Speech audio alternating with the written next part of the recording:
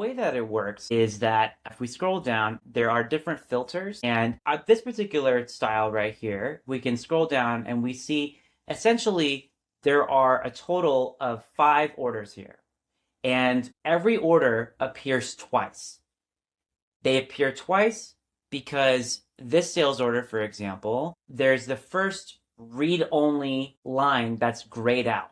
This is the original quantity and the original information. And then we effectively edit the second line, which is the data entry column, right? In this particular case, for this style, there are 7 sizes: extra, extra small, small, medium, large, extra large, extra large. This is one of the gaps with the native NetSuite functionality, is that if you were to extract this through a saved search or even a report, you're not seeing the data in a column and organized way like this. You are seeing every line and every size as a different row. So whenever we want to update, anything on the line items, this gets tricky to do in a CSV, or if you want to, you can edit it technically in the UI, but that can be a little bit clunky, and that can be, especially for a very large sales order with a lot of lines. Whereas in this functionality, we would pick the parent style, we can change the location, we can change the start and end date, we can actually even set a reason for exactly why the change is taking place.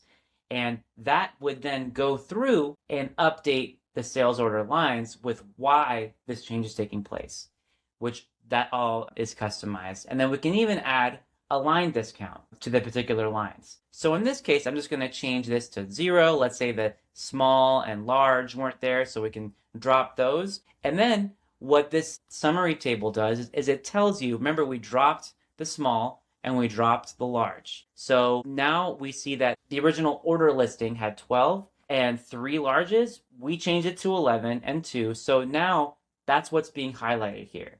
And this is a live table. So if we want to say, actually, we're going to drop the medium too, go from 1 to 0, that also drops the summary from 7 to 6. And then if, of course, if we change our mind, we set it back, then the highlighting gets removed. So this is designed as a way to kind of keep track of the changes that you're making on this page. And let's say that you have a lot of sales orders, but you don't want to see all of them on this sublist. What we can do is actually, we can technically change the filters, which is in this little filter section, to only look at a particular, for example, customer, a particular location, or even a particular sales order number. So all we would have to do is click on this, for example, customer A, and then the page refreshes and shows me only the orders that are associated with that customer. In this case, there was only one order per that customer, but if we had multiple, we would see all the different orders that are associated with that customer. We can always come in here,